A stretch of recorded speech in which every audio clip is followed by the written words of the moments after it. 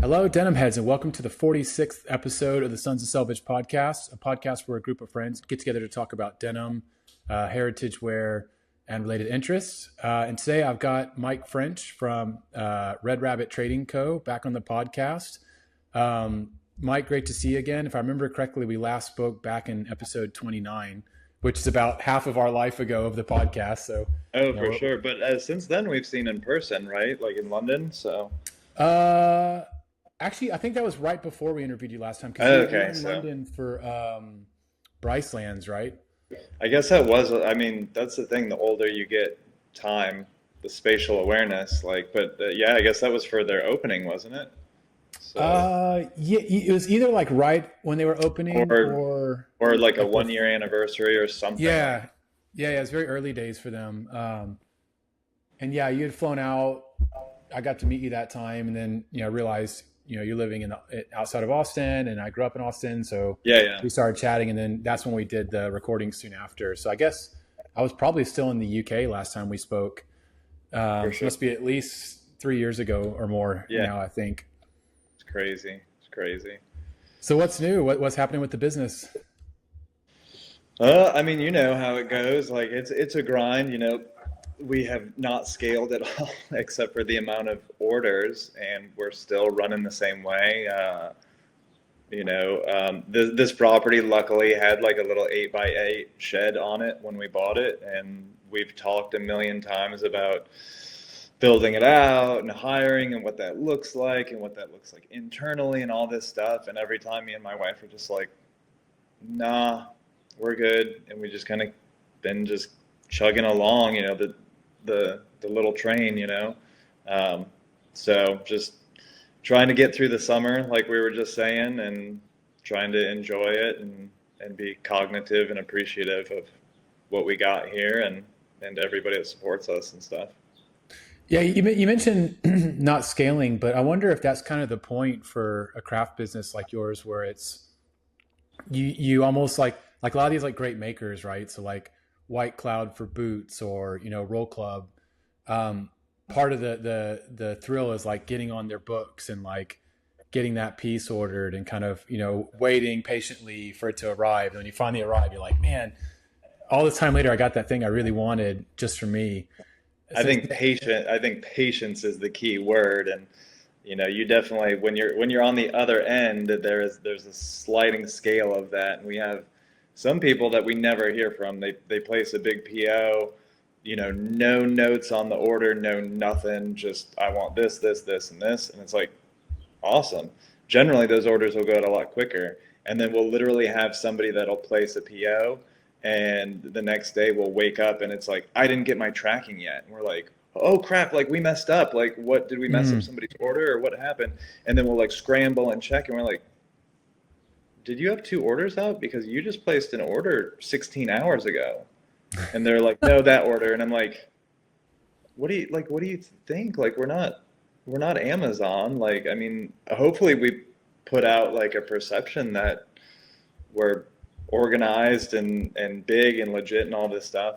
But we're 2 people, so it's like kind of like, where's that disconnect? Because of course, 99.99% of the customer base is amazing and great, but it's always those one, and when we are just like, this is handmade in the US, small, like all the ping words, and then we're like, how do we convey that enough to where you ended up becoming a customer, but not where you understood that it also went down the pipeline into the shipping also. So yeah, it's interesting. I wonder if those kinds of customers just assume you have like magically a ton of inventory on hand, as kind of like making stuff when the order comes in. Yeah, and I think we try and balance both out, but it's like when it first off, shit happens, prices change, production takes X amount of time, shipping takes X amount, so there's all these like factors that of course like as a small business, you know, we're trying to like, of course, like we want to turn and burn. We don't want them stacked up. We want you, we always say like under promise, over deliver, you know? So Yeah. it's like, if it says X amount of time, we try and get it out sooner, you know, we try and have a really fast response time. But at a certain point, it's like some of the stuff just piles up to where like lately we've been so busy on just like answering questions or tracking packages or just like some of this like stuff that you don't like get paid for, to where Yeah. like I've told her, I'm just like, I have to put my phone on do not disturb and put it across the shop, or else like I'll be working and then it lights up and I'm like, oh, I'll respond to this real quick and respond to it, and then working. And then by the end of the day, I'm like, well, I was online all day and I was like, got things done, but didn't like make any progress kind of Yeah. thing. So like we said in scalability, it's like, well, do you just hire somebody to just sit on their phone all day? But then you either have those days where you're on your phone 8 or 12 hours a day, tracking this, checking this, inventory control. But then you have those days where you have no POs and you're like, oh, this is great. We can just like shoot the shit and make jewelry and hang out and take a long lunch. And sometimes those are actually the most productive days. So, Yeah, essentially, I remember when I worked in denim, is kind of the same thing where I was like doing the whole e-commerce business at Black Horse at that time, and it was like a big chunk of my day was just kind of like answering emails from customers, then packing orders, then getting those orders fulfilled, like taking them to the Royal Mail, and then eventually it's like, okay, now I can actually focus on like business strategy and kind of yeah, e-commerce content and yeah, marketing yeah. content. Actually, like kind of like moving, you know, towards the goal, kind of. Yeah, So, and the things you have to do aren't necessarily the things that have the highest return on investment, but yeah, and absolutely. But it's curious because it's all that recipe, because you have to do those things to move closer to the goal. yeah. But it's, you know, it's a situation to where in doing those things, it's millimeters, it's so micro that you don't really see it until like a year down the line, or like you meet a customer that's like, oh, I really appreciate how fast you were, sorry, blah, blah, Mhm. blah. And then you're like, oh yeah, awesome. But it's like, well, you have to take those teeny little steps in your business before you even see like any like substantial ROI or pat on the back or whatever. By the way, I just remembered last time I saw you was not this year, but last year at Inspiration 2024. In LA Yeah, yeah, because or Pat? yeah, you were sharing Oh, a booth with oh, Pop Art yeah. Mag. Well, so I probably told you, but that time I had been in the US for like 6 hours or 8 hours or Yep. something like that. I flew back in, and I think we flew in, I landed back home in Austin, went home, went to sleep, and then went back to the airport, and then went to LA and did that show. And Yep. then when I was at that show, I literally, the second the show was over, I went to the hotel and slept and got up and did it again, and then just left, to where it was like, you know, LA to London, what is 8, 12 hours depending. Yep. And I was just like, I don't remember any of that at all. It's like, Yeah, I remember it you're was, super jet lagged. You're like, man, I just got back from Japan, and oh yeah, it was something like that. And it was like, I was telling my wife, like we literally were getting, I think we went through Houston or something. And I was like, I'm not going to do LA. Like I was like, I just can't. And she was like, you have to, you committed, you know, all this stuff. She's like, just rip the bandage off and just do it. And I was like, I'm just getting too old for this shit. Yeah. That show, I was just like, I was just, I was out of it. So yeah, this year was an interesting one because it was roughly half the size as it was back in mhm. 2024. Apparently, like It's hard with that space too. That space is huge. yeah, So, I mean, they did cut it in half, which made it feel a bit more cozy, which was nice. mm, But I think they also like doubled the cost for booths, so a lot of people just didn't come back this year. I'm interested to see if they're able to kind of keep it going or not, because culturally, it's like a great time to meet up with friends and like meet brands. yeah, Like I must have tried on like 10 different rings when y'all were there the other year. So it's really nice to kind of like get hands on with some of the brands you love, for and like sure. Oya Fukuten and It's hard though with like as a vendor, with obviously cost of everything is going up. So it's a trickle down. And when you really can, as you know, we produce everything, so we can control our margins. So we try and force our margins down as much as possible, you know, to be able to create value. But then also when like the price of travel and food and gas and hotel and the booth, is going up, there's a gap in between there. And especially when we can kind of just like sit at home and do our thing and ship, we're kind of like, what the fuck are we? Why are we running around like setting up and tearing down and renting like and all this stuff when we're Yeah. just like most of the time when we do specifically like shows like that, it's not even to get to new customers. It's like most people in that world kind of like know us already, Yeah. or like brand adjacent or something like that. So it's kind of like, well, what's the ROI if you're not just making piles of money once you pay, 1,500 bucks for the booth, and like one or two people out there, like 500 or 1,000 for flight, and hotels in Pasadena aren't cheap, Yeah. and so on and so forth. It's kind of like, I think we lost money at the end of this. So Interesting. Yeah, maybe I have a couple different questions that are kind of related to that. But maybe first I'll ask, since you're primarily working with like, silver and stones, are those impacted much by what's happening in the economy? oh my gosh. Oh, it's crazy. It's crazy. I mean, so we've only probably raised our prices in 10 years, maybe twice. And that's maybe because sometimes we'll run through and, we'll actually lower some prices and raise other prices. So it kind of like just settles itself out. But just for perspective, when we started silver, granted it was 10 years ago, of course, to sound like an old person, everything was cheaper back then. But silver was kind of bouncing between like $9 to $11 an ounce, just for numbers' sake. But right now it's floating around 32 to 36. Oh, wow. So that gets your margins pretty good. Especially when some people are like, probably most of our customer base is men, want something a little bit more substantial, a little bit heavier. So you'll sell a bracelet for 1,200 or whatever, and it's like, yeah, it looks good on paper. It's like, well, you just brought in $1,200, but it's like I always say, well, gross, not Yeah. net, and there's a substantial difference because if we sell like a little charm or pendant for $30, like the swing is actually better. So, with raising costs of materials and stuff like that, or even shipping, like shipping has gone up Yeah. substantially this year, to where, it's like, okay, well, we won't make as much on the bigger pieces or certain items, but we'll make, good margins on the smaller pieces. Um, so it's all just kind of one of those things. And, since we can control our margins and all that stuff, like if the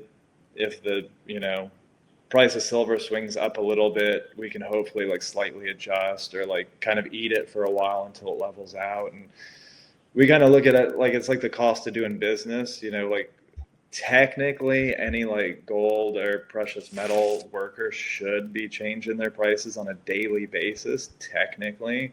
But it's not a very sustainable model. Hmm. So And how about for the stones? So I'm guessing like turquoise, for example, a lot of that is uh, mined in the States, or like how do you source your?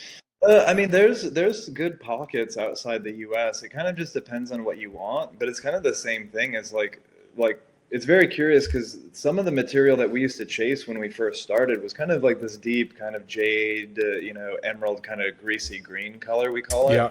And back then, nobody cared about it. Like nobody wanted it at all.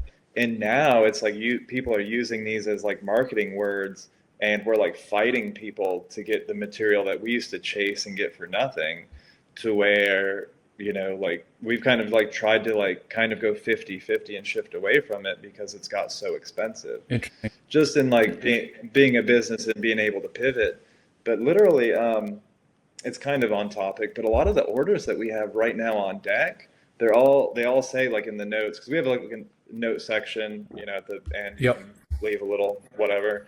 And a lot of them just specifically today said blue with black streaks, blue with black streaks. And I was like, oh, that's curious. Like, I mean, we get that from time to time, but to have like a stack of orders that all kind of say the same thing, I was like, I thought that was quite interesting, kind of across the board. So, As is the answer with most things, it's probably someone on TikTok or someone on Instagram talking about it, and yeah. everyone's like, "Ooh, I need that." Yeah, I mean, one photo, one influencer that posted a nice photo or like a dump photo or something like that. And somebody's like, oh shit, I want, like, that looks Mm. nice. Especially in the smaller stones, the smaller they get. I always personally thought like I wanted it to be crackly and have variations and stuff like that. Because if it doesn't, to me, it just kind of looked very plasticky, like if it Yeah. was all just like one tone, you know? So, but it's aesthetics, you know? Like it's extremely rare that we have people that are like, I want it perfectly clean. But we do get it. But 98% of the time, people are going to be like, I want it to look like a rock. I want it to look like it came from the earth. So, Yeah, I've seen some cool pieces before that have like black inlays. Are those, is that like onyx glass or a, if it's turquoise mixed with black, it's probably this material called jet. It's like fossilized wood, and it's really weird because it's super dense. Like it's kind of charcoaly, I guess would be like a good explanation. But you can inlay other materials within that, and it'll actually take a polish. So it'll come out like straight, solid black, like no shine, no opaqueness or mm-mm. anything. And how much variance do you get like in the silver? Do you get people asking for like high shine, antiqued, a bit of both? We've kind of we've kind of like got our finish, and we kind of don't really give that Yep. option. We had somebody recently that like it was a design that had more of a polish, and they asked for a matte finish. Um, Sometimes we'll kind of like give people grace with that, but for the most part, like as a production kind of situation, like we kind of do it all the same way on everything. And also it's like an aesthetic of just like how we do Mm. it, you know. So there's some aspects we give customers a lot of grace, and then some we're just like, no, that's not what we do, you know. So And not to go into like industry secrets or anything, but like what's kind of like your rough process for making a ring for someone or making a bracelet or something? I mean, we basic. It's super basic. I mean, it's not anything that's super secretive, you know. Like I always say that like if I have somebody that really like kind of gives a shit, like I can probably teach them the basics in like an hour or two. You know, like they got to have like the want and stuff, but for the most part, like since we are emulating stuff that was made, you know, 150 to 100 years ago, like the techniques for the most part are still the Mm. same, you know, other than we're trying to do it in air conditioning with brighter lights, you know, like for the most part it's the same, you know, specifically what we do is probably exactly how they did it from, you know, the 30s to 1955.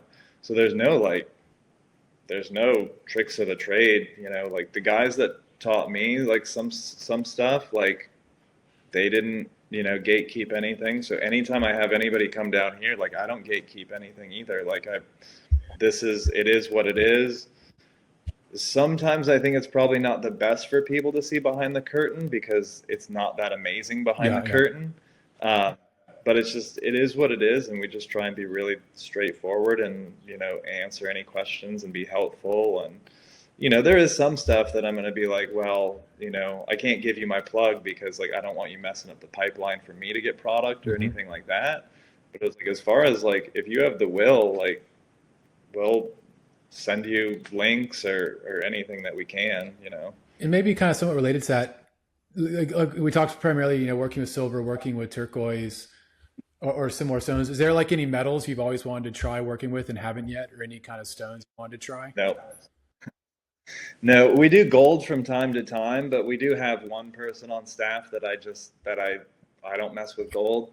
Like I'm just like real simple, and I guess maybe just kind of a purist, you know. Like so, even if people have a like want us to like mix gold and silver, I'm like that's not my aesthetic. I wouldn't do that. You know, from time to time, like I really like copper, and there's some historical reference of like copper being mixed. So like I'll do that sometimes, but it's mostly aesthetics. Um, but no, I'm pretty just simple, straight, you know, clean aesthetic. Like I like that aesthetic that we emulate, and I just try and keep it like that. Anytime we do have to do gold, like I pass it off. Um, or if it's not like an aesthetic that's in our wheelhouse, I'm just like, here, let me send you somebody that would be better at that. So. And do you have people like bringing stuff back in for maintenance, like either to get it cleaned or repaired? Like, do you see like old pieces coming back, or is it more that once you've made it and sold it, you know, it should last a lifetime without any? I mean, it should, but you know, it's like you can't tell. Like, I can only do what I can do, and then if somebody, does some dumb shit, and it breaks or whatever. If it's manufacturer error, it's like we'll fix it as fast as possible. We had actually, I think the lady was in San Francisco, bought a big crazy bracelet, stone popped out. It was weird. I think she was at like some flea market or whatever. But make a long story short, the stone popped out, and somebody ended up returning, lost and found the stone, and then she ended up Oh, getting it wow. back. But I think she just sent that back like a week or so ago. And I mean, we fixed it up, no charge. We paid shipping back or anything like that. But I mean, that kind of stuff is pretty fluke. But stuff happens for sure. Stuff gets caught. But most of the time, it's made to where it shouldn't need any maintenance. Like just leave it alone and don't be dumb with it, kind of thing. We stick a care card in with everything, and like what to do and what not to do. But for the most part, I mean, they're built to be worn. They're built to be beat to shit. Like I had somebody from Thailand recently like send a piece in that the stone was broke, but it was like you could tell from the way that it was being wore on the wrist that it was like somebody was like hitting their wrist, because it was like the one stone was annihilated, but the rest of the bracelet looked perfect. And I told the shopkeeper, I was like, I'll swap this out, like no problem. Like y'all are legit. Like we'll swap it out. But I was like, this isn't going to be like a once a year thing, because they need to just switch it to the other arm, or if they're a bartender, not wear it at work or something like that. So it's like shit happens. We try and give grace, but stuff does happen. Stones break. Like sometimes people crank their belt down too hard, it'll bend. Like it's not made in a factory, CNC, like it's all handmade, so it's like there's going to be little issues from time to time. Yeah, So it actually brings up another interesting point. So when I was at Inspiration this year, 2025, a buddy was looking for like a vintage lighter. And so I was kind of going to him with some of the jewelers that were selling stuff like that, and kind of looking at rings and bracelets, which I haven't really looked a lot at, so I don't know much about them. But sometimes they're a bit big, and the person's like, "Oh yeah, you can just bend it and just kind of shape it," or like things like that. And I'm wondering, like, is that actually a good idea? Or is that it seems scary? I mean, we always say what you can do and what you should do are two different things. I mean, silver is weird because it'll give a lot, but over time, it's like any metal. Like you take a piece of metal and you keep bending it back and forth, it loses its tensile strength, so it ends up becoming rigid in that certain area, and then it ends up becoming brittle. And then that's why you see a lot of those like bracelets, specifically like from the 30s or 40s, that have like just clean breaks, because somebody would crank it open and put it on and then crank it closed. So it's like there's certain spots that just break on those all the Hmm, time, because somebody is telling somebody something like that because it's not the right size, because they want to make a sale. interesting. So, And what's the so kind of general kind of thumb for like knowing if it's the right fit? Is it the kind of like I can put it on sideways and rotate it, or yeah, I mean, we always just like we have like a little tutorial on the Instagram, but it's like you just do like a tailor's tape measure, and so it's comfortable around. Uh, since we have had a substantial influx of new customers since the collaboration release, we have seen a lot of guys overshooting their sizes, and a lot of times people will send us their size, and we're like, I don't know, that's rare. We don't really make that size much.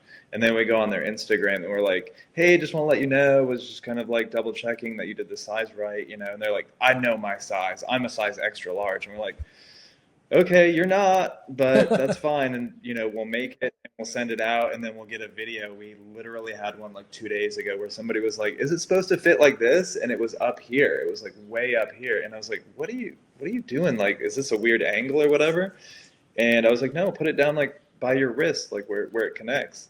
And he like put it down there, and then I was like, send me a video. And he sends a video, and it's just jingling around like crazy. And I was like, yeah, you need to go two sizes down. Like, send it back. Like, we'll figure it out.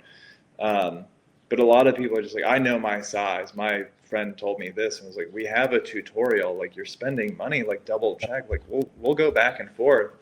But sometimes we're just like, that's not the right size, but fuck it, we'll deal with it when they message back. I wonder if you need one of those So things in like your e-commerce like checkout flow that like gene sites will often have, where they're like, we can hem them for you, but like you're never they're yours if you shorten them, and make sure you're 100% sure you measured them following our size guide before you shorten them, and they're going to shrink Yeah. 3% even if they are sanforized in them. So like just kind of like all these kind of disclaimers up front because people are going to do Yeah. stuff wrong. Yeah, I mean, we have like a no return policy, period, end of story. I always tell people like I'd rather have them not buy at Yeah. all than buy and be unhappy or buy and send something back. And I'm a big advocate of like it's not what you say as opposed to like how you say it. So I mean, last week we had somebody that was like, "Hey, I'm super sorry. I read your FAQs and and sent like 3 paragraphs and it was super nice and super polite." And we're like, "No problem. Send it back. We'll sort you out. Like, we're going to make sure you're legit. I'm not just here to scam people, whatever." But then, literally, like within the same day or the same 2 days, we had like a really shitty message. And it was like, well, first off, you didn't even give me the opportunity to fix it. I didn't even know what the issue was. You just came at me with this heat. And second off, I was kind of like, you know what? Like, if you're like that, there's nothing I can say or do to Yeah. fix it anyway. So you just want to be mad. You have a reason to be mad. So just go be mad. It's a bummer. It sucks. Um, but it's always those couple. For the most part, 99.99% of people are cool and easy and understand. And it's those couple people that ruin it. Or ruin the hour for us. Or annoy it because we really try and make everything right. We take it really seriously what we do, especially like when we're taking people's money.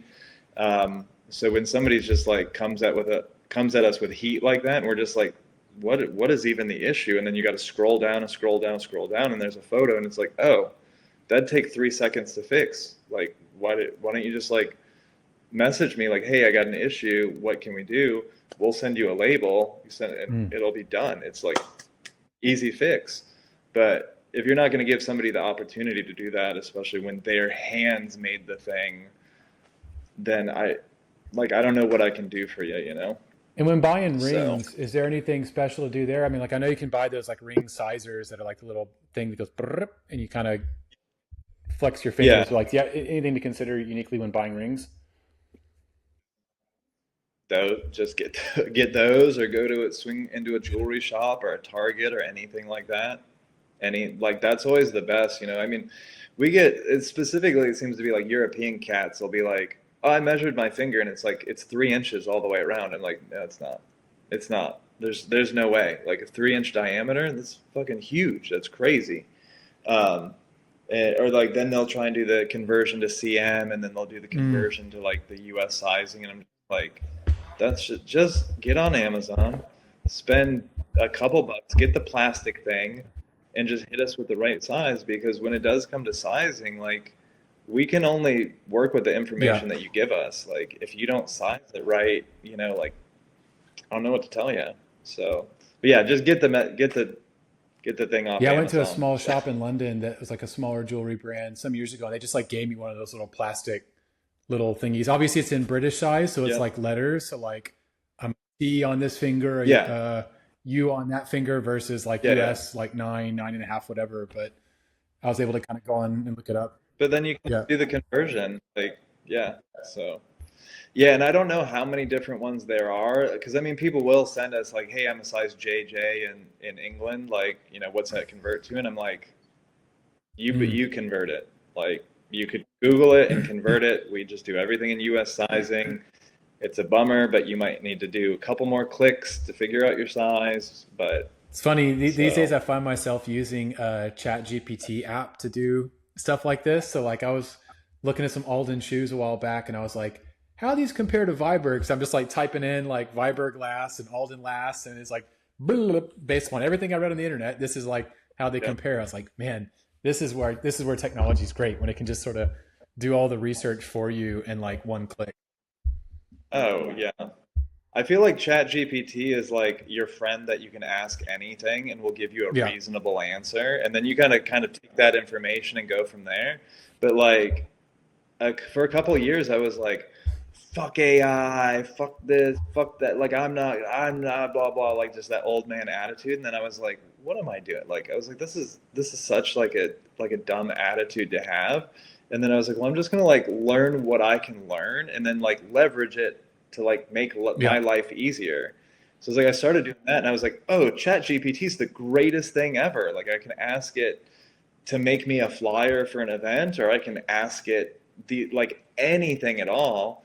And since most of my friends are idiots, like I can ask Chat GPT like to compare two shoes or something like that. And then you obviously have to filter it and do a little bit of legwork yourself. But I was like, this is great to just have everything condensed, as opposed to kind of like the human aspect of like any review is gonna be Yeah. biased one way or another. So it's like when you get like an analytical like synapses, I'm just like, okay, cool, I can read this. All right, Yeah, I'm cool. trying to get a new sewing machine since I moved back to the States. Like it's been kind of on my to-do list for a while. And I'm just kind of like writing out my requirements. Like, okay, I want dual voltage. I want something that's domestic but can still handle denim, something with buttonholes. So I'm kind of like building out my list. And at some point, I'll just go to like ChatGPT and be like, this Mm, is what I need. Like, yep. what sewing Just plug machines it should I consider? You know? in. And it's crazy too because you'll do that and it'll be like, what Yeah. color do you want it to be? What do you want to spend? Like it even gives you like more options and stuff. And I'm just like, I don't know. Send me some options. It's like, cool. It's like, this is awesome. Like, it's just when people are using it for the wrong stuff or like, I just always, I look Yeah. at it as like a tool. Like how can I leverage this to make my life easier? Not to just like make Yeah. stupid Yeah, memes, exactly. So Like for folks who kind of go down that avenue, obviously have too much free time and need a craft or a hobby, you know? yeah. Yeah. Yeah, absolutely. And that's the thing. Like, I mean, I was talking to Kenji at Bryceland's. I was like, it's a tool. Like, how can you use it? Like, hey, we're doing this, and this is what we do, and this is the type of business we have. We need a back end like inventory control. Can you recommend some that are this price and works with Apple or works with whatever, and it'll spit it out. So it's like, well, then at least it like concises information for you to be able to go from there and do your job a lot easier and faster.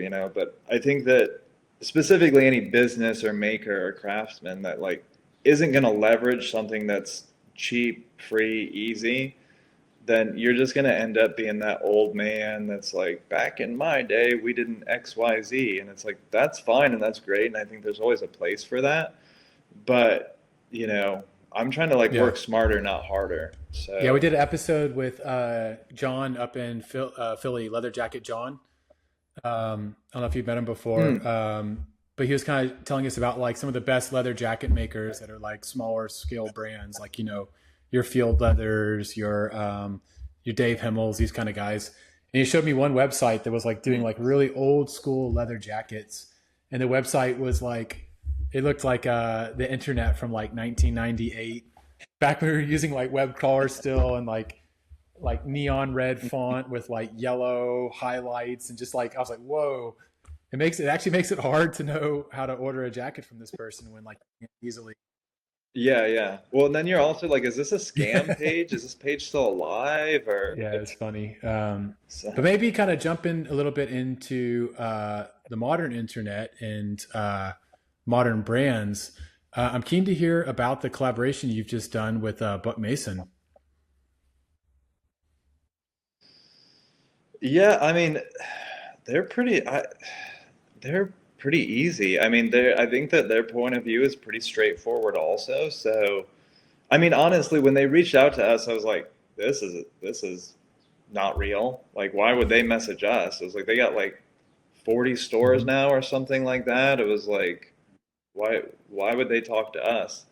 And they hit us up, and any more with the internet or like AI or anything like that, I just assume everything Yep. that's on a screen is fake, and then I go Yep. backwards from It's a good there. mindset. So it's like, and like I'm like real straightforward. So they probably sent a really nice, really long flowery email, and I was like, "What's up? Who is this? What do you want?" But make a long story short, like we went out there and met with Kyle and the team, and it was super super casual, and like they're just like looking at stuff, and they're like, we like this, and we don't like that, and we like this, we like that, and I was like, okay, what are we doing here? And they're like, well, we want to like do like a capsule or whatever, and I was like, okay, like what does that look like? And they're like, I don't know, maybe something like this and something like that, and I was like, nah, no, like I don't think we can do that because some of it was vintage reference and like the clasps were, World War II and stuff like that.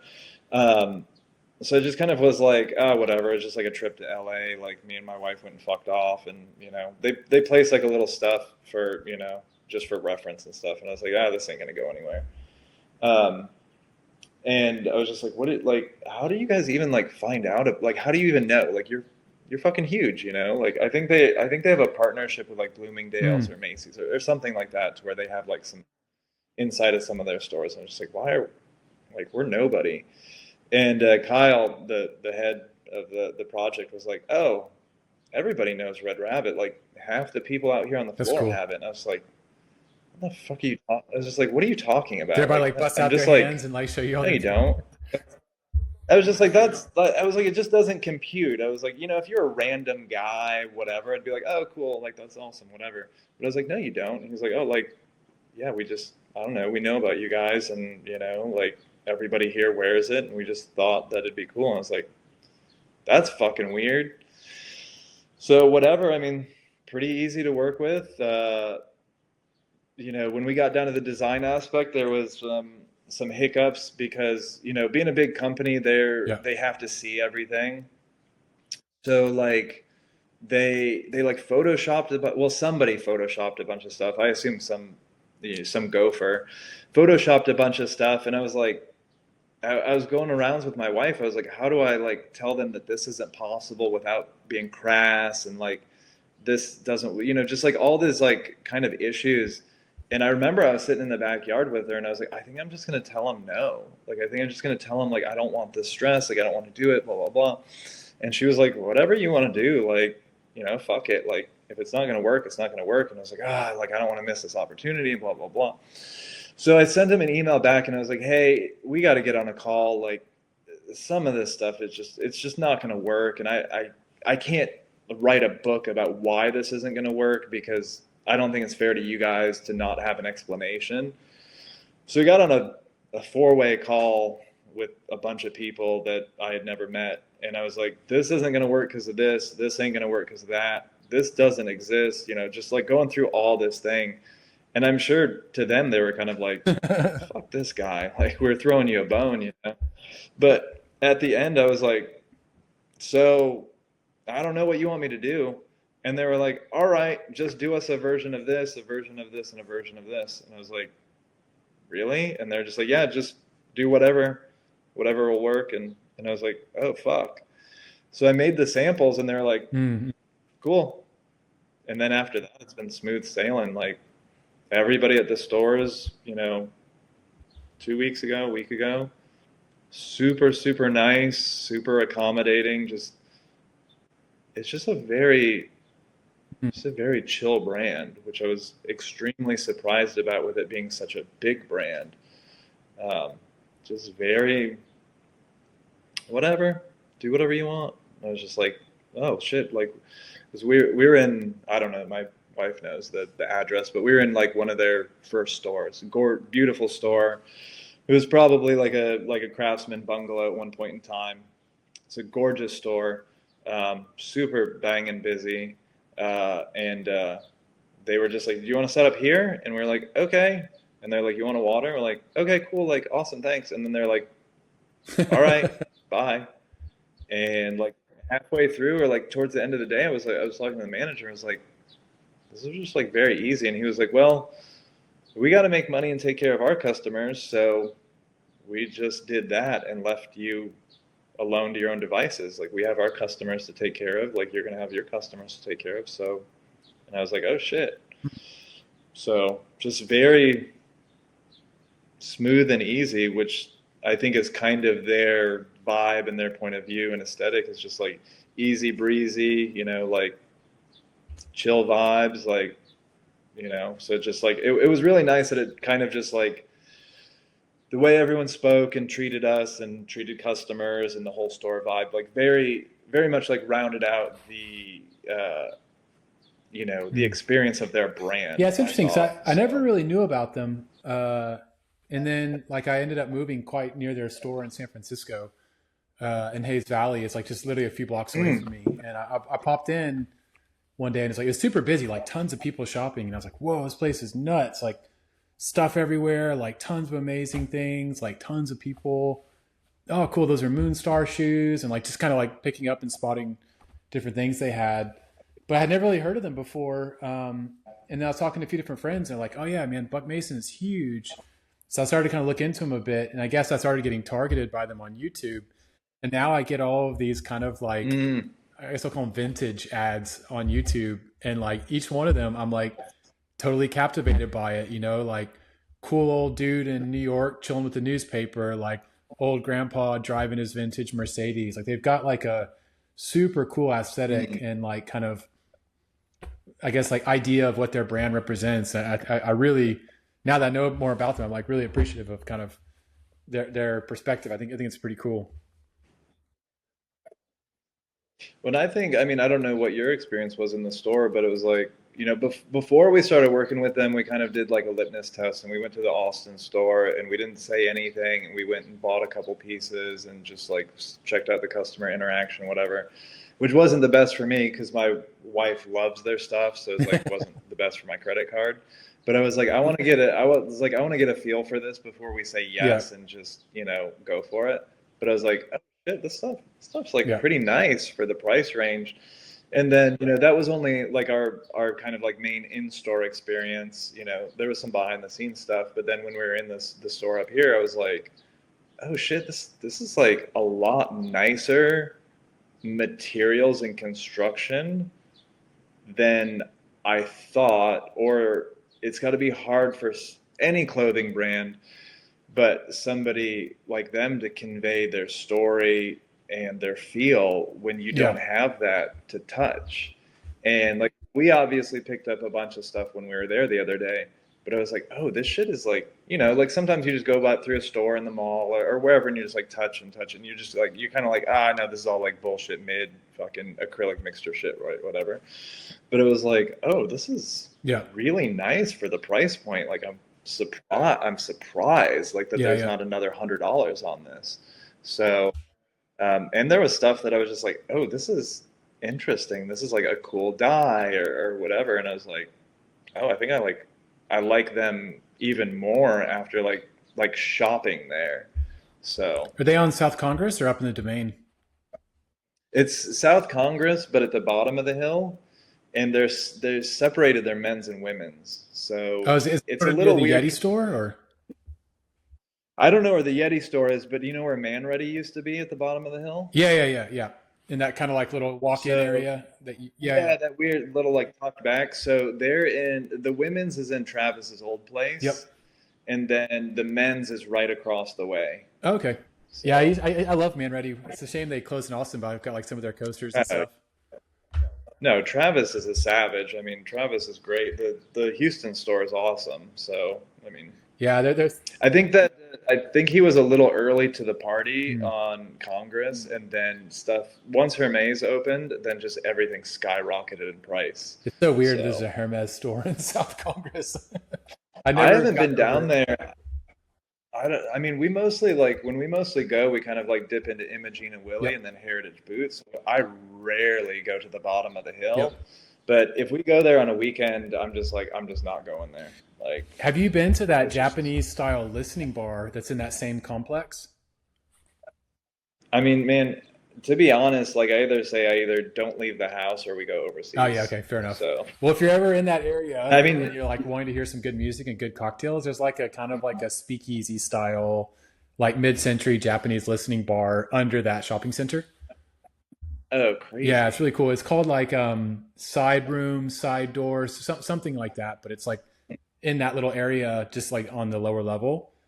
Um, Hmm. there's I guess a hotel back there that it's associated with, like a small boutique hotel. Super cool place.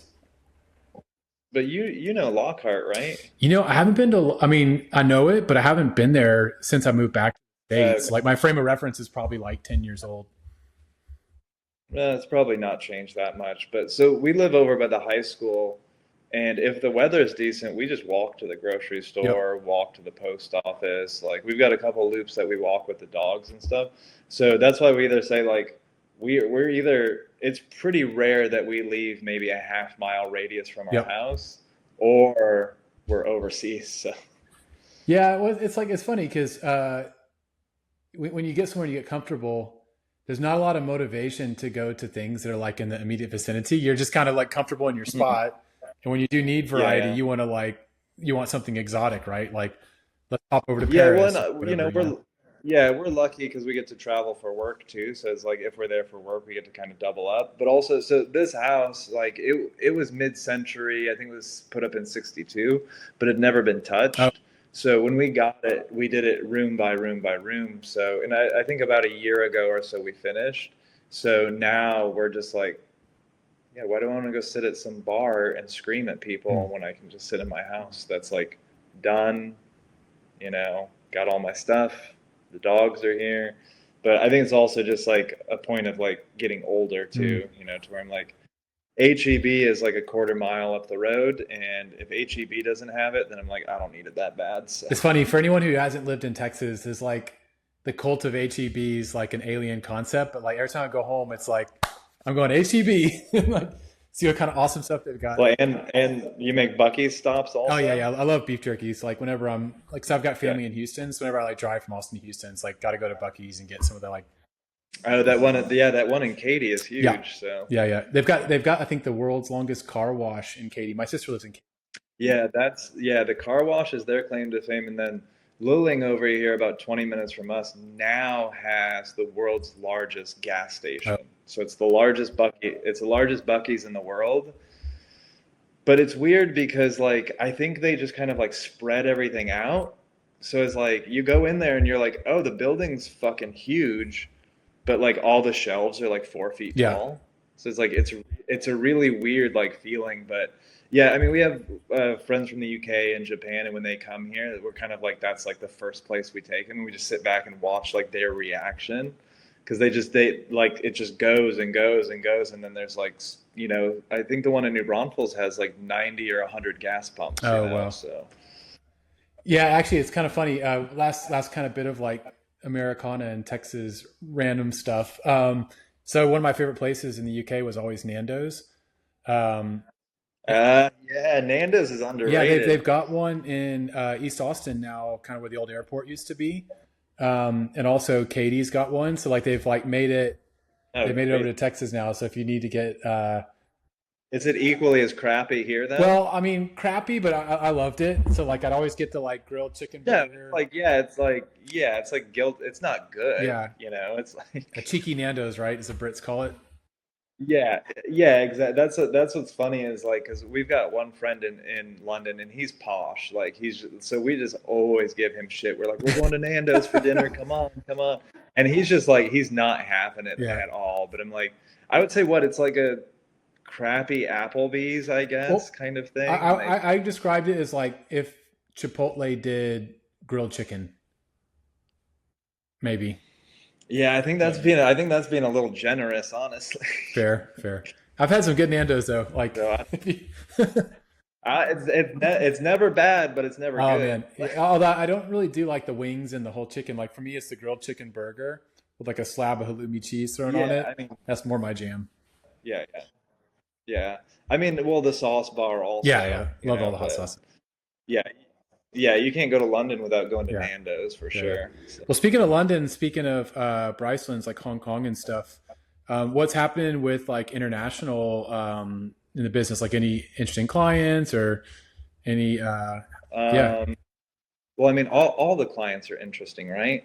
fair Um, answer.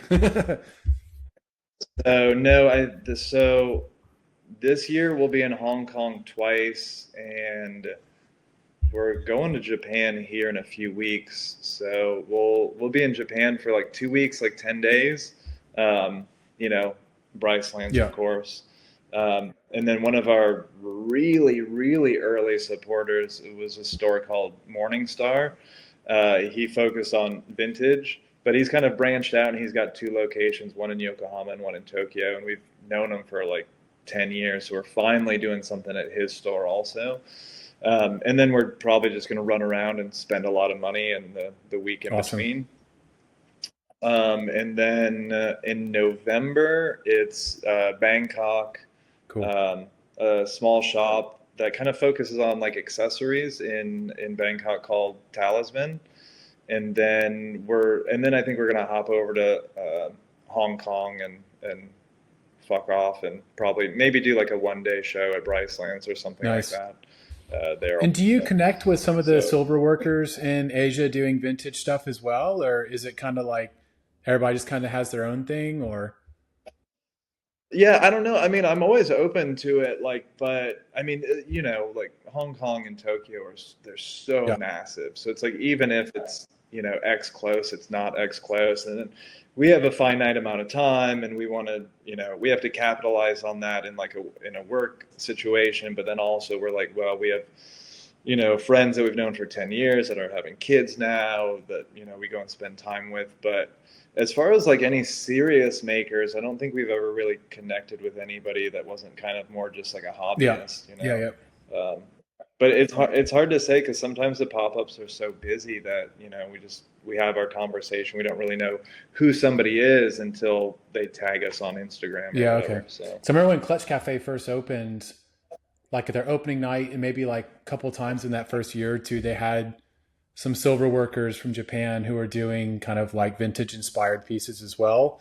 So it seemed, yeah, and they were doing like some engraving or yeah, finishing yeah, on site or exactly. So I guess it something. seems like there's some number of people that are kind of in the same space, but Yeah, I mean the Japanese aesthetic is so specific. I mean, you see even in denim and leather, like they're I would say what they value is very specific. And I think like either, what we do resonates with them or doesn't resonate with them. And, I think maybe we have a little bit too much of an American aesthetic. It's not as refined as some of the Japanese silversmiths, so it doesn't necessarily refine with like their point of view or their customer base. Um, so like yeah, like some of those companies like First Eras, like we don't have crossover oh, like actually, at that's the all. one I Like think I those are saw. that's It the Clutch opening was First yeah. Arrows. Yeah, yeah. So what's different I though mean we have between y'all's approaches? I mean they definitely have more of like a fine jeweler aesthetic. It's like I think especially I even see it in boots and jackets, just anything that's specifically like Italian or American or like or whatever, wherever it's from. I think there's always just going to be like a local point of view that the further that you get away from that, it's like you can have somebody in Hong Kong doing an Italian suit, but like there's just it's just not it. It's like it's adjacent, but it's not it. So it's like there's silver techniques that they use in Japan for traditional Japanese silver work that like it works, but like as far as like a process, it's not what would have been used here. I So it's this kind of thing to where it's like, is it a replica? Is it an homage? It's like, if you're using laser welders and like CNC machines and 3D graphic printing, but you're trying to do Southwest jewelry from the 30s, it's like, is it or isn't it? Like, where does the line hmm. break? I mean, maybe that's just getting into the minutia of it, but that's it's just one of those things to where like when I shop with my friend in Japan and like we go look at jeans or jackets or whatever, whether it's vintage or new, I'm very much like let a thing be a thing.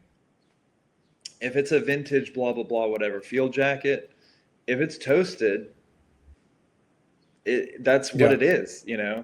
But talking to him, I remember we were talking about this movie, and I want to say it was called The Outsider, but don't quote me. Jared Leto, post World War II Japan, Yakuza kind of stuff.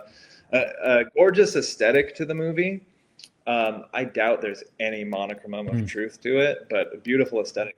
So I was talking to him about it, and I was like, "Oh, like did you see it? Did you like the aesthetic? Like, was there any truth behind it? Like where it was filmed, blah blah blah." And he was like, "Oh, I had to turn that movie off 5 minutes in because the denim jacket that Jared Leto's character was wearing wasn't produced until 5 years afterwards or something." That's so funny. And I was like, that's so Oh, Japanese. that's Like so that's so a funny. thing to just be like, nope, nope, that's not right. And I was like, that's kind of like I've seen that attitude carry over into other things, whether it be like, you know, pottery or jewelry or leather or anything like that, to where it's like, oh, look at this dope jacket. And it's like, this zipper, this isn't the right zipper. And I'm like, just let a thing be a Yeah, thing.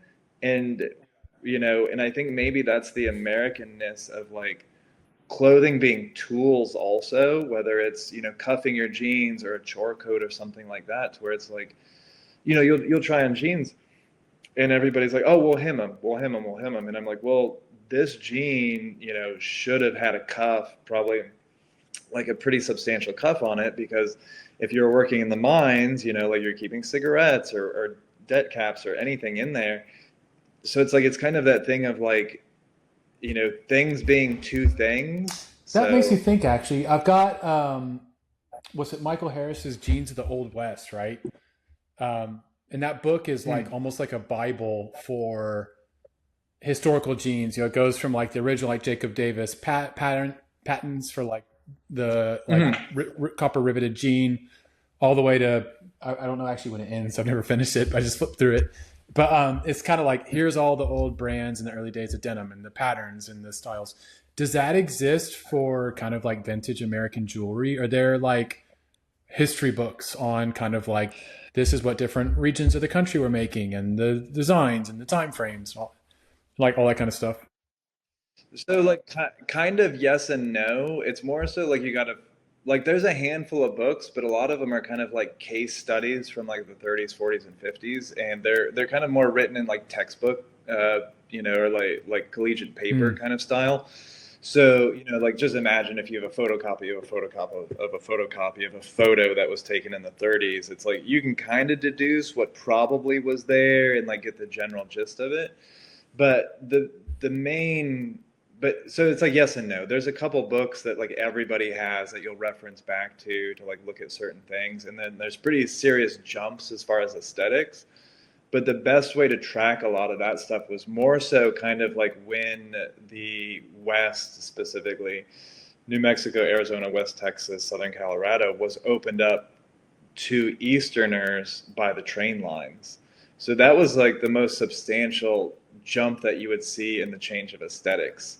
Because as, you know, rich white people came from Boston or wherever, they're like, oh, that's cool. I want to take a piece of the Southwest home with me, but like, I want arrows on it. I want a mm, sun on it. I want bear tracks on it.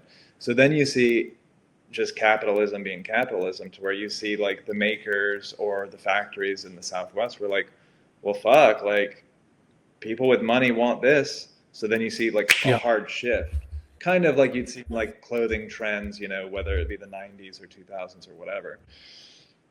So there is some books to reference back to, but also you got to keep in mind that like there wasn't a lot of people doing it, and then even in certain regions, the process was going to be different and the aesthetic was going to be slightly different. So some of it's kind of like hard to like nail down like a specific timeline or anything like that. I'm sure in denim you see like, oh, well, this machine came out at X date, so you see like everything changed to whatever. This is, even now there's never been any Yeah. mass production, like it's never been mechanized. So like how do you, you know, like how do you document on a substantial scale the minute changes in folk art, you And to that know? end is, I mean, obviously, maybe this is I already know the answer if a lot of this wasn't documented, but is there like significant variances in like what tribal nation, or like what country or what state different pieces came from? And you can be like, oh, okay, based upon this aesthetic, I know this was like a 30s piece from, you know, this particular people in New Mexico, right? Yeah, I mean, slightly, but it gets to any like historical artifact where it's like you only know what you know kind of thing, and then it's kind of gets to be like educated guesses. You see that a lot in like, like, not to cut the question down, but like the turquoise that's in a piece. Somebody will be like, that's XYZ turquoise. And it's like, okay, we can all kind of agree that's probably what it is, but if you didn't pull it out of the ground at that place, we're all kind of just agreeing that it's a certain thing, but it also could be something else.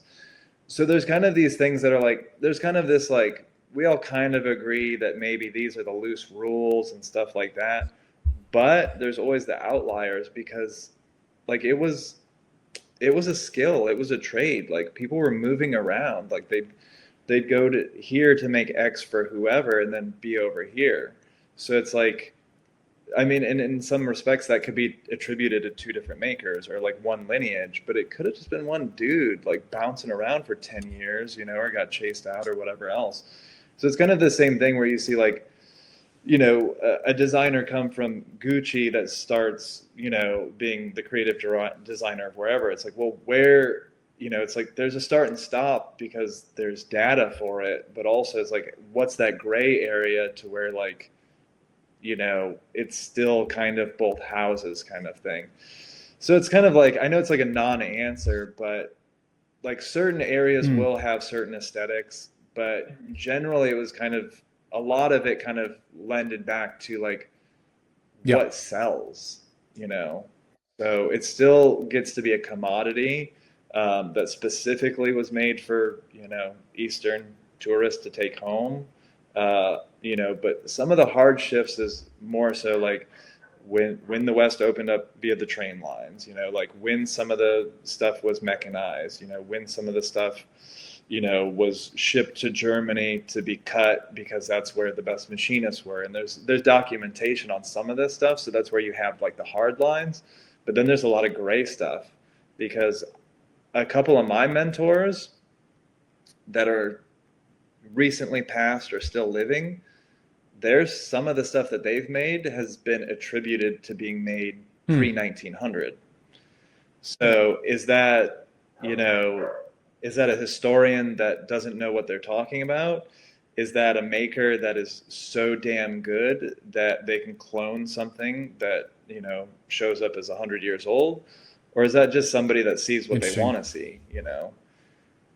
It's a really weird world because that's where I say just like let thing be a thing, and sometimes things aren't as precious, and sometimes it's just a bracelet, or sometimes it's just a pair of jeans. It doesn't have to have a story or have this like Yeah. energy or this or that. Like, and if it does for you, that's great and that's awesome. Like, you know, I'm starting to like have emotional connections to some pieces and stuff like that. But then also, it's like, Yeah. it's just a cool thing. Like, you know, your little cousin had a shirt made for you off of Etsy. Like, does that diminish of what it is or like the thought behind it because it's, you know, some 95 acrylic material? Like, you know, it's just a thing like that Yeah, it's exists. interesting because So I have like a stack of, not a stack, but I have a small collection of like lightning books. Like it's like denim, denim, mm. denim, leather, leather, leather, boots, boots, jackets. And I'm like, huh, no one ever has really done one on jewelry. And seems like a gap. I think Clutch. I thought Clutch did one on jewelry forever ago. Because didn't they do Oh, I one didn't know on about that either. watches? I mean, I'm probably, I could be wrong. I mean, you know, Clutch and Lightning yeah, are yeah. same but different kind of thing. I think they might have done a jewelry one years and years ago, like probably like 8 years ago, because I know one of them did the Rolex book. Um, but you know, like so many of those Japanese magazines from that publishing house pretty much Oh, look 100%. exactly the same. Yeah, So I was in Brogue, which is a shop down slightly south of San Francisco. yeah, For the yeah. weekend, we had a hangout there. It's super cool that Mac hosted us. But he had like a second brand book, like 2ND, on like Shell Cordovan, and so it's kind of like a whole bunch of like Alden, boots and like British shoemakers doing different Cordovans and stuff. And I was looking at it, I was like, this is super cool. But then I had the same kind of mindset where I was like, this could have been a Lightning magazine. It could have been a Clutch magazine. It's like there's definitely like a system in Japan for these sort of archival magazines, and nothing wrong with it. But yeah, there's definitely Yeah. not a lot of It, like differentiation between the different brands. yeah. Well, and I think you'll see in a lot of those books, if you look at enough of them, it gets, in my opinion, it gets a little incestuous where it's like the same Mm. brands or the same models. It's like, it's kind of like the same rotating, like what, 10, 12, 15 companies. And I'm like, yeah, I've Yeah. seen their take on it. Like, it's fine, whatever, it's great. but there's always people doing Yeah. different stuff too, and there's always space for other people to do different stuff too. So yeah, I don't know. I mean, the heritage world is so weird because like it's so insular, and it's also like it's since it obviously by its name it is heritage. Like you can't you can't push the envelope too far because then it's not heritage. But then also like there's the thing to where like you want to say so true that you're the real McCoys, but then also I guess like I mean I don't know if you have the thought, but being here and being American, a lot of times like when I was first shown a lot of this stuff, I was like, I'll just get it back home. I'll just get the original. And here like we can kind of do that, like pretty economically or like pretty easily if you Yeah. want to put in some time. So that's what was confusing to me, to where it's like, well, if I want, my grandpa's old, military clothes, I can just go to my grandparents' house and get it. Like I don't really understand it. Um, Yeah. so I like an I kind extreme in of that was like, mindset, in that like I love the durability of heritage goods, I'll call them. So like the silver, the leather, the denim, the kind of like ruggedness, and I love the patina, like seeing the evolution of something. But for me, it's all about mm, like imprinting my own fingerprint on something. So like I'll almost always buy a modern good rather mm, than a vintage good because I want to see it evolve in front of me, like have that journey. yeah, And yeah, then yeah, also like I really like stuff that rethinks and reinterprets those vintage pieces. Like yesterday I was wearing some Studio de Artisan yeah, herringbone twill trousers, but they weren't the standard olive that like everyone and their brother would have for like an HBT trouser. They're like dipped by mm, hand in natural indigo, so like this like pale blue color. And I'm like, I like that because it's inspired by the vintage piece, but it's something different. It's something unique, and I love that reinvention and that kind of yeah. like new inspired by old, but doing something different. But I mean, you might be the outlier that like Oh actually yeah, kind of appreciates both, because we've seen those cats that are going like, asking where the thread came from and stuff like that. And if it didn't, it's not the right whatever. And I'm just like, man, yeah, you gotta chill out with that.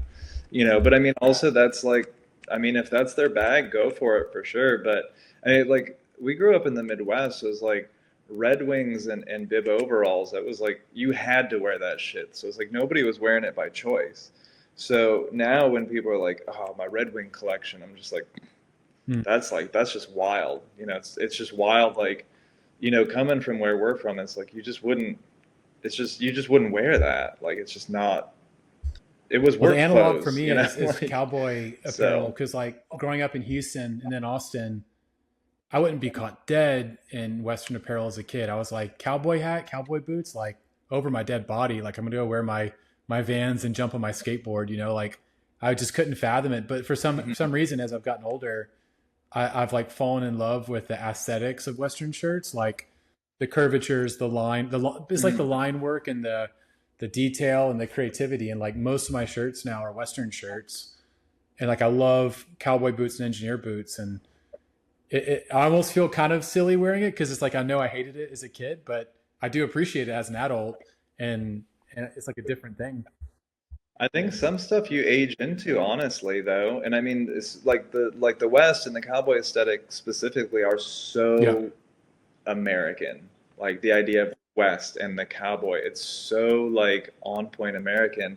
And I think when you're young, you don't really yeah, understand that, and you don't really appreciate it. It's like the aesthetic doesn't resonate. Like, that's some grandpa shit. Like I don't mess with that. It's like it's the same thing. It's like I want it yeah. louder, brighter, harder, faster. All that stuff. And then when you get into it, you're like, oh wait, fucking people make boots. Like people here make those. That's crazy. Oh, and this heel is for this, and this toe is for, and it's the utility in the thing too. And just I think Yeah. everything's an evolution. But then also as you see like some of this stuff permeate things that you like that are adjacent, then it's like, oh, that makes sense and that's interesting. But specifically that time, especially that like Buckaroo rodeo, like cowboy time and aesthetic, it was so hard and fast at a very specific time and a very specific point of view. But if you say like Buckaroo, Buck Rogers, that space cowboy shit, like most people are going to kind of know that aesthetic, even if they like it, don't like it. There's probably going to be some age gaps in there, but that harkens to a very specific place and time. People have the imagery, and not a lot of stuff has that reverence, strength and stuff like that, at least as broad as like cowboy Yeah. 40s rodeo kind of stuff. Um, and I mean, as you know, like it's so weird now that like that's like mainstream or cool or whatever, that you see like rodeo commercials or whatever for whatever truck or whatever, and we're just like, oh, we have a rodeo like a mile from our Yeah. house, that we go to, like, or like the Austin rodeo is huge, and it's just so weird to like go to rodeo and have it like you're seeing like flat brim hats and like people dressed like they're going out, and it's like it's so weird. And then um, like our friend from London and our friend from Tokyo, they came a year apart, but we went to the Austin rodeo, and they were just Yeah. like this is crazy, because they're just experiencing Western culture in Texas, like at the PBR rodeo, and we're like, this is fucking Yeah. It's normal. interesting because, yeah, I moved to Austin when I So was 12 from Houston. And I remember there was like this aesthetic in Austin. It was usually like someone you'd see on Red River outside of like a rock venue, and they'd have like some vintage busted up cowboy boots, some like really destroyed jeans, not baggy jeans, but kind of like boot cut style jeans, like a black Joy yeah, Division yeah, yeah. T-shirt or something, or even like an unmarked T-shirt. It's black T-shirt, bunch of tattoos, and like some like scruff or something. And I was like, that kind of like cowboy meets Hmm. rocker slacker aesthetic in Austin. Like Yeah, I used yeah. to love that look when I was younger. I was like, man, these are the coolest looking rock and roll dudes. And I think many years later, like Hmm. I'm still influenced by that aesthetic, and maybe that's why I saw Western in a different way. Oh, for Um, sure. yeah, Well, it's like the punk yeah, it's like rock punk kind rock of cowboy, for version lack of of a it. better word, right? And Uh, yeah, yeah, yeah, for sure. And I mean, that's very Austin. Well, I guess it's very Silver Lake, LA now. But yeah, I mean, that's very Austin. It's like they'll yep, have like a fistful of rings and like a face tattoo and stuff like that too. But I mean, the only thing is now is like, is that how that cat really is now that it's popular? Or are they just like, failed yeah, SoundCloud rapper or something? So, yeah. That kind of goes back to something so we were talking about before the it's, recording around like how do you embrace a look without feeling the need to go all in and like just grab a little something, you know? when it's always hard. It's like it's like when your favorite band that nobody knows gets big, and you're like, I knew them before, like I had boots before, like Yeah, I went to rodeo before, and you're like, you're kind of stoked because like there's cool shit and there's more events and whatever else, but then you're also kind of like, I yeah, had this before, it was cool kind of thing. So yeah, it's weird. I mean, it's weird. Like we don't deal with a lot of that stuff much. I mean, it's a small town. We do have like a lot of tourists come in, and they, especially like even on Congress and stuff, I'm sure it's people go to Allen's, they get the kit, they spend $1,500, and then it yep. goes in the closet and they never wear it again. It's cosplaying cowboy while they're in town, and whatever tickles your pickle, I don't care. But it's weird because I had somebody the other day was like, "Oh, you never wear felt hats," and I was like, "Well, it's fucking summer. It's hot as shit."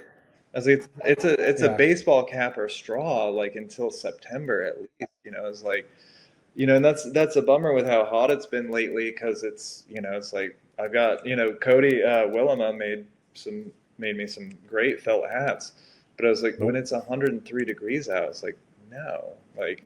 But then I see people that come to town on the weekend to go to the bar or whatever, and like they got their full get up, and the one cowboy bar here that's like, it doesn't stay that cool when you got a handful of people in there, and they've got their open road or their big old Houston hat on, and they're just dripping in sweat, and I'm just like, what are we doing here? Are you on a date or Yeah. what? Because like you can just Well, take it what you could do off. if you ever want to Like make so, $1 million and and become world famous. I'm saying this in jest; it's totally a joke, but you could like make a Red Rabbit Trading Co.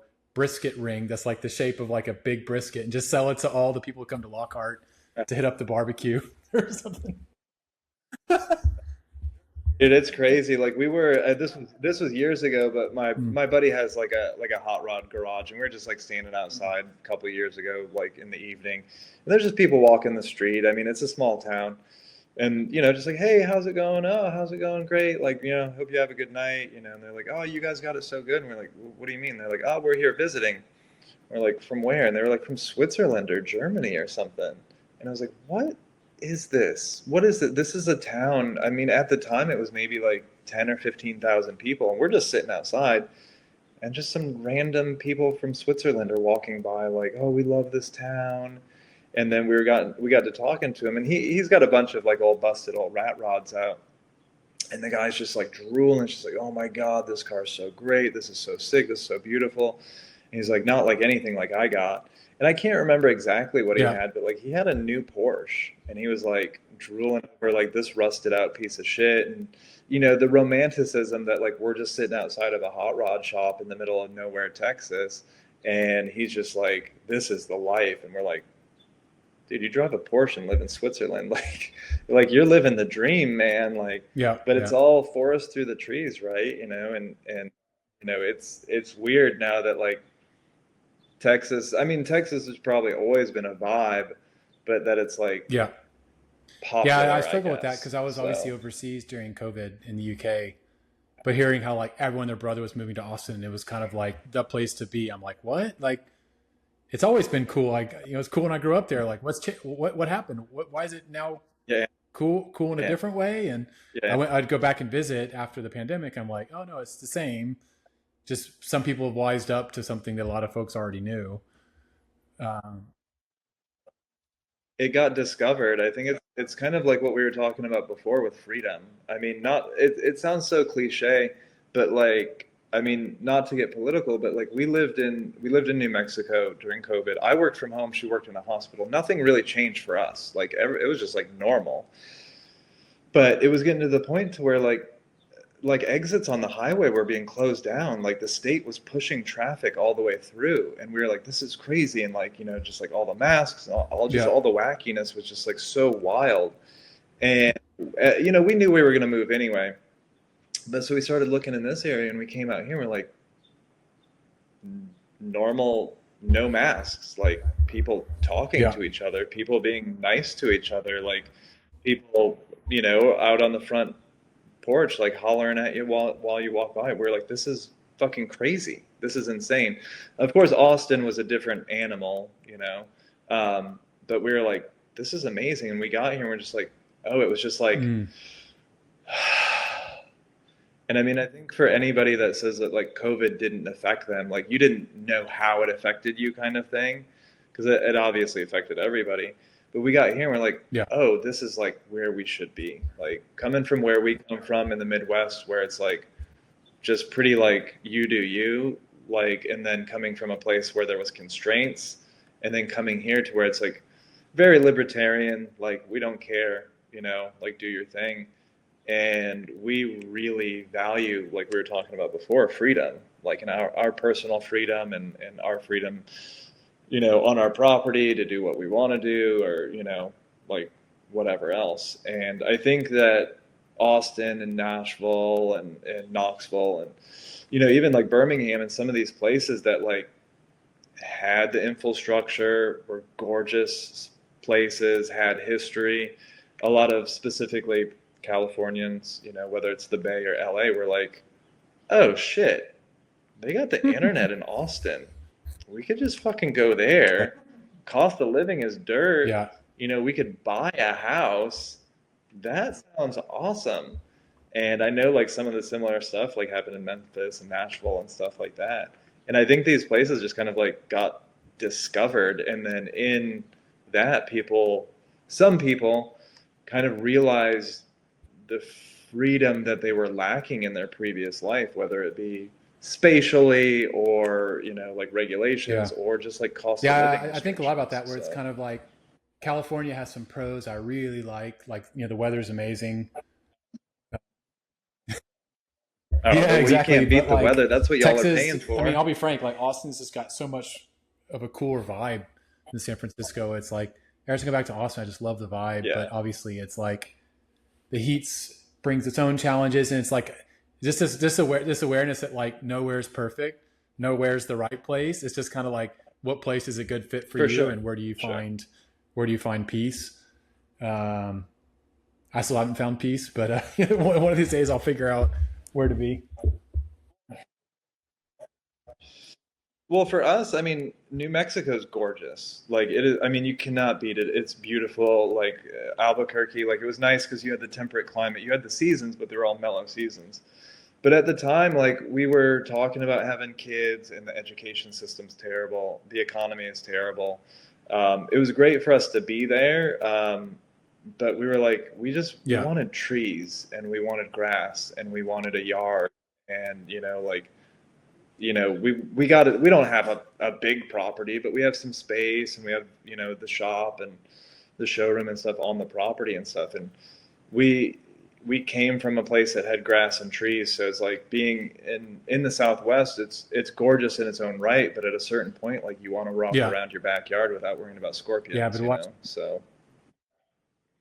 So I think it's yeah, just like you said. It's like you just got to find what's right for you. And I think California is great. I love it for a couple days, but every time I land and I look at gas, easy. You don't own a car, like I don't. I get yeah. I mean, it's a pretty easy out, but I mean, in LA you can't not. Yeah, You yeah, of know. course. Like I was down there for work So, last week in Orange County, like Irvine, and I was kind of just stuck okay. because like I didn't rent a car, so I was like, oh, want to go meet up with some buddies, and I'm like, Well, there ain't nothing down that way either. So. true, but yeah, it's just kind of like I was like stuck in this weird business park. But yeah, Mhm. yeah. Next time I'll rent a car for sure. No, it was weird because, like I said, well, everybody at Buck Mason was like mad chill. And normally I have my little like LA speech. I don't know how you guys do it. Cost of living so crazy, blah blah blah. And like a lot of the cats that I was talking to, they're like, "Yeah, I know. Like I'm trying to get out of here. Like I'm trying to move my family here or whatever else." And I was like, "Oh shit, you guys are like the first like people in California that are like, yeah, we fucking get it. Like we know." So, Yeah, um, but I mean that's the thing in LA is like you have to have a car, so gas, but then whatever. It's like I think we were only there for 2 nights, but the days were long, land early, left late. But it was like, man, we were all over like the LA area, but it was like everything was an hour, yep, an hour, yep, an yep. hour, an hour. And I was telling her, I was like, okay, this thing opens at 10. We are leaving at 8:30. So it's like we can get there and capitalize on our time. And we did a really good job on like capitalizing on our time. But like I feel like anytime we go to LA, specifically we're like map it all out. We have a shared note. This is the address. This is how long it takes. It's actually only 5 miles, but it's going to take 45 minutes. Yep. So, Yeah, but when it's a we were different down there world for up in the Bay. we were down there for inspiration this year, and like it's kind of turned into like an annual hangout now with a group of friends. Mm, And I was coming from Santa Monica to meet some friends at the Mister. Oh no, Arts District at this brewery, mm.